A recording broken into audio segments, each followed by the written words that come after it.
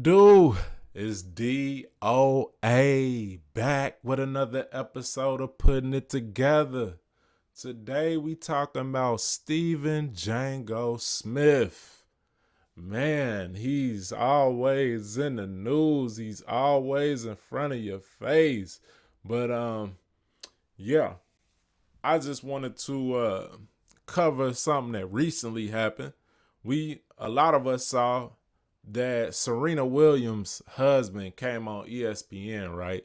And Stephen A. Smith had made some comments after the Super Bowl speaking about how he would have treated Serena if that was his wife.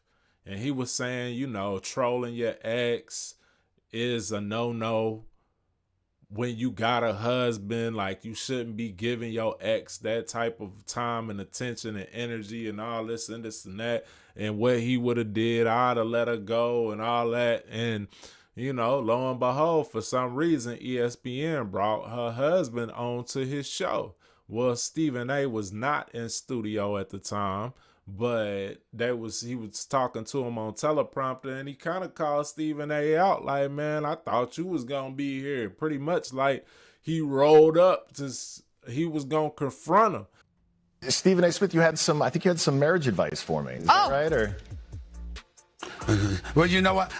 Listen, I didn't. People, headlines are headlines. We can get into that another time, but I was hoping you were going to be here. I'm not. Oh no, I am not qualified. Married? Right. Oh no, not me. Well, I ain't qualified, my brother. I'm not qualified. I was going to ask because you hadn't been married before, right? I am married. No, Stephen. No. Okay. Yeah, because I give advice to plenty of founders who want to build billion-dollar companies. And the reason I do that is because I build billion-dollar companies. Yeah. It all started when Serena made a surprise appearance at the Super Bowl halftime show during Kendrick Lamar's performance. So you see what happened right there, man. Stephen A. got the backpedaling and stuttering when the white dude confronted him about what he said. Now, I don't agree with Stephen A. on a lot of different topics and a lot of different issues, but with that one, when he was talking about Serena, I kind of felt him. Because, for one, I just thought it was kind of out of pocket that Serena was even doing the sea walk. Like, bro, you not a Crip. Then you out here, and her sister got killed by gang violence. So I don't even know why at this stage in your life and this stage in the game, you out here even promoting that type of shit. But then you doing it with Kendrick while he's rapping about Drake, who you was with before. It's like you are giving a lot of energy to some bullshit, to be honest. Now, I don't know if I would have took it as far as Stephen A. took it, but I, for one, don't really care for Serena. And to be honest, I think there is a chance that Serena is not even a woman. There's a lot of allegations out here that point into Serena actually being a man. And I seen some photos, man. I'm going to post them on here. I ain't got them on the screen, on the computer screen right now, but I'm definitely going to post them and let y'all see for yourself what she looked like as a youngin'.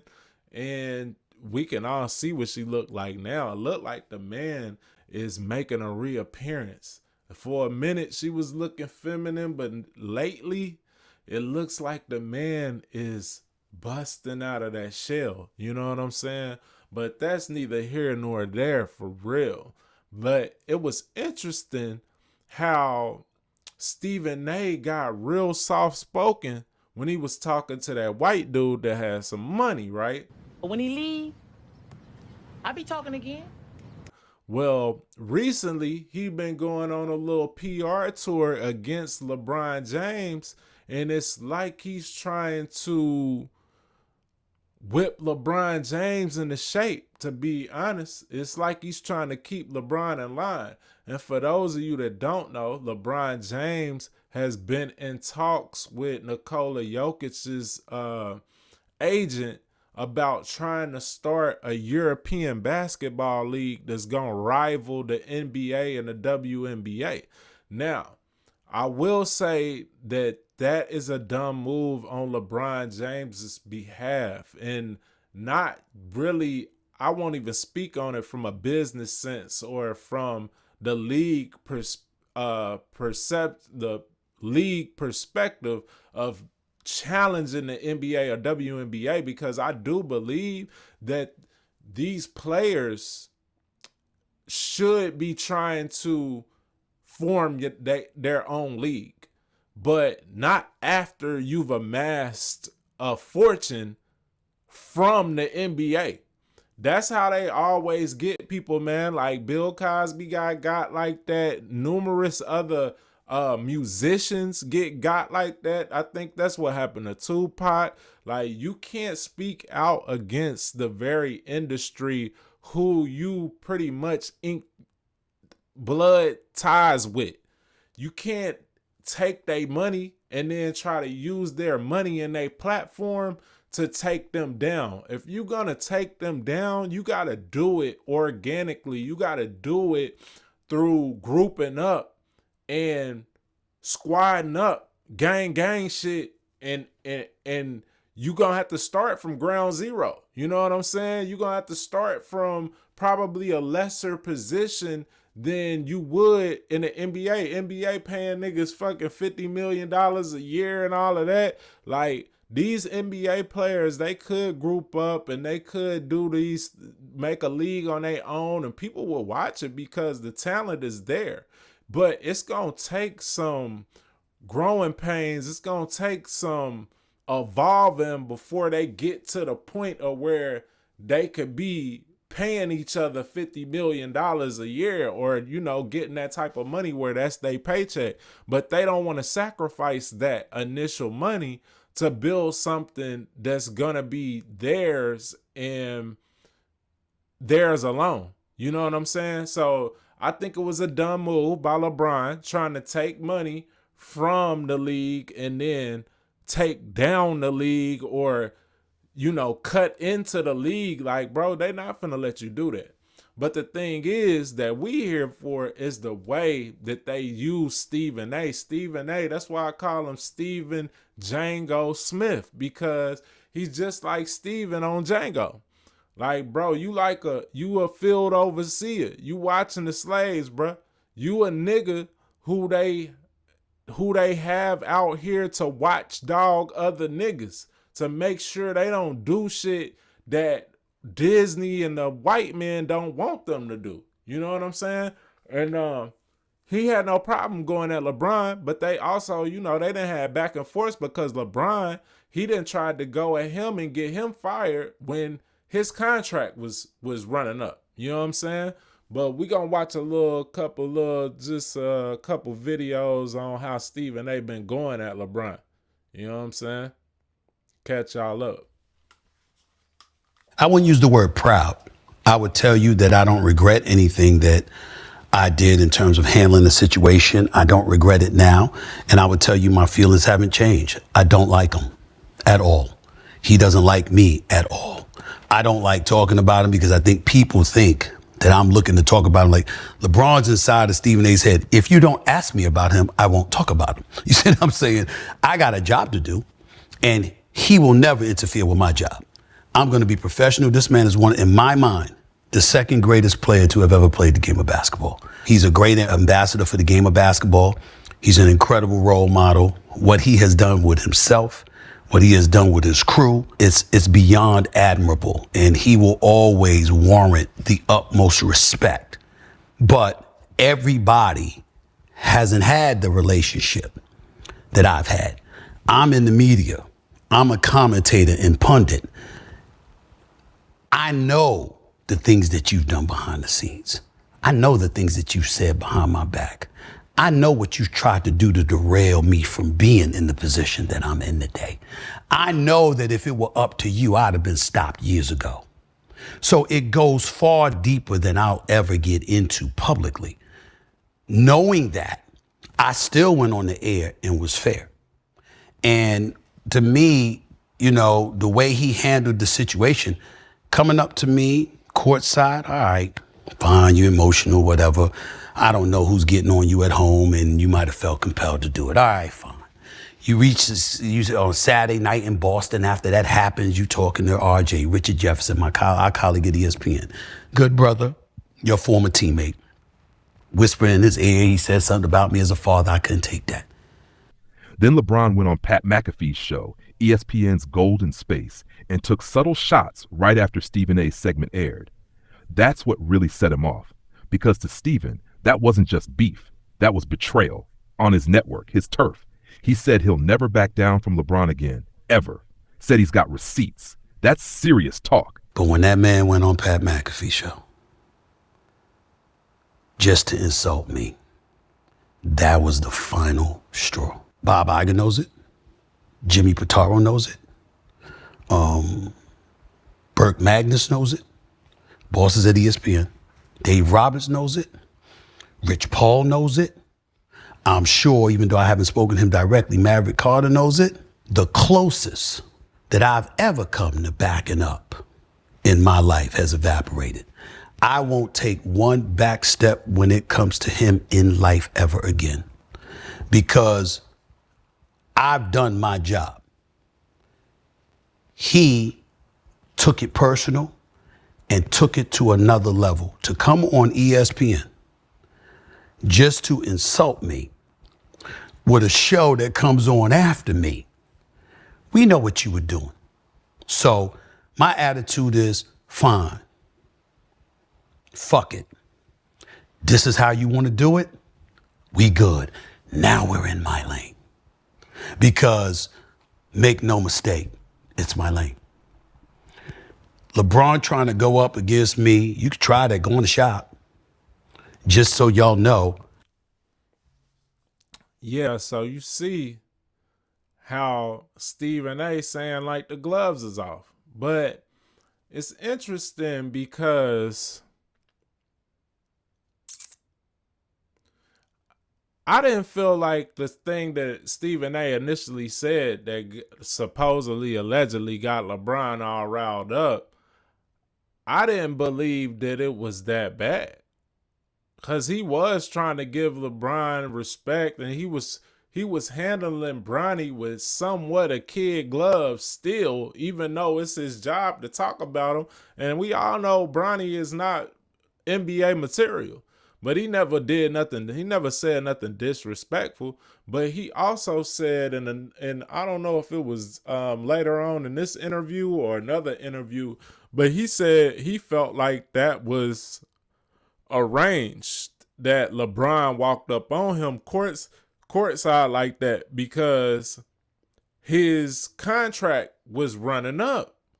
His contract was up right at that time. So it was like, he's saying it was like LeBron did that on purpose at that time. And he said it was interesting that they didn't show any other camera angle of that interaction, but the one where you see straight on LeBron's face in the back of Stephen A's head, which I felt like that is an interesting point. But the thing is well, we'll pay this other clip. Let me see what's up in there, and then we can talk about that. World saw you and LeBron James get into it at the sidelines, Crypto.com arena. Right. Obviously, since then, that Lakers game, you've made no bones about, your issues with LeBron and the way you felt about him, and he's obviously has made no bones about the way he's felt about you. Yeah. I think Melo is just as close to Braun as he is as close to you. No, they're closer. And that's a fraternity. I understand. Respect that. Yeah. And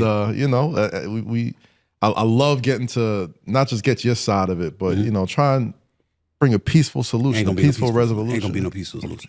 He answered my question. Go ahead, Melo. No. He answered it. He answered the question. I think that's so much in my perspective, and which is why I always stayed out of that. Mm-hmm. You let them handle that. Like it's whatever it is. It is. Maybe one day they could figure the shit out. Maybe not. But they still walking. I'm going this way. I'm going this way. You go your way. I go my way. It ain't no hard feelings to it. I don't know the reason, so I can't speak on it. What I want them to get along and talk. Yeah, why fucking not? I mean, just getting from the gist of just our earlier conversation already, you make it a point to never make it personal with any of your critiques with anybody. Right. And I think a lot of people who probably either saw what you said about Bronny or the game, it's that blurred gray line where it is basketball, it is the game, but from one specific person's point of view, it is personal. But I don't think it was for that, though. I mean, go ahead. I don't think it was just that. You get what I'm saying? We talk about years and years and years and years of history here. You know, like I said before, that goes deeper than rap. Said, I ain't gonna hold back. I'm gonna preface my comment by saying, if y'all wouldn't have asked me about him, I wouldn't have talked about him. Indeed. I have no desire to talk about LeBron James, but I'm in the media. I am who I am. And it's pretty hard for me to say no comment. I ain't talking about something.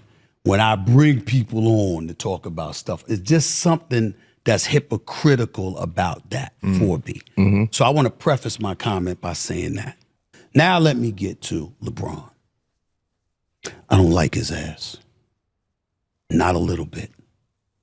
I understand what he means to Melo. I understand what he means to D Wade, my boys. I understand it. But all I'm going to say when it comes to that, Melo is 1,000% right. This dates back more than a decade. I'm not going to go into detail at the shit this man has tried to do to me. People don't understand. You don't know. You do not understand the links this man would go to. You know, I believe he's one way publicly, he's another way privately. I believe he might not be interviewed and he might not be quoted, but the things he says and the things he has said to people, it's gotten back to me. The things that he's tried to do, if it were up to him, I wouldn't be where I am today. Did he try to get you off the air? You understand what I'm saying? I'm not going there. Okay. Figure it out. Okay? All right. Because I'm not going to find myself in a position where it can get uglier. I'm not going to do it. Okay. But I'm telling you, I'm not asking. It's some low shit. The day that he rolled up on me courtside, it was the day my contract was announced. That I had stayed with ESPN, blah, blah, blah. Go back and look at the camera angles. I arrived there in the first quarter. He rolled up on me in the third quarter. When he rolled up on me in the third quarter, this is 2025. We got technology everywhere. TNT is a nationally televised game. How is it we got one angle and the only angle you see was of him and his face? But you see the back of my peanut head. How is that the only angle that you saw? How? Y'all guess. Okay. I'm not going there. Okay. I'm just telling you what I see. Remember, I'm in this business. I got my social media person right there. Right. You understand? I've been an executive producer for years. I know this business. I know a thing or two about camera angles. I determine them half the time. Yep. Do this angle, do this angle, do that angle. This is my business. I'm here. I know what that is. There's no way that you're in an arena, you're LeBron James, and the only angle that somebody sees is a straight up shot of you getting in my face. They see no reaction. They see nothing. And that's an accident. All right. So I'll ask you straight up. It doesn't happen. I'll ask you straight up. Do you think you felt set up in that moment? Damn right. Okay. Damn right I did. You thought he had somebody out there too? Damn right that did. Okay. Damn right. That's how I feel. Okay. Okay. But no big deal. No problem. Because I go on the air the next day and I'm like, that's a dad. So you hear what he said. He think it was a setup. But I said something similar, but I believe that it was orchestrated on both of their behalves. That's why I made a video about it when it happened, that I felt like it was orchestrated. But it's interesting because it's convincing what Stephen A is saying about it being a setup that he wasn't necessarily in on, or he felt set up.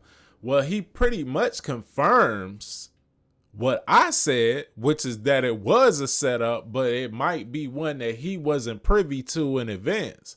That's what he's kind of alluding to. But it's interesting because I think he goes on to say that LeBron never goes at no white boys for nothing that they do. The only one he's ever touched on was I can't think of the dude's name, but y'all know him. He be on First Take all the time. And he's been covering LeBron since he was in middle school, I believe.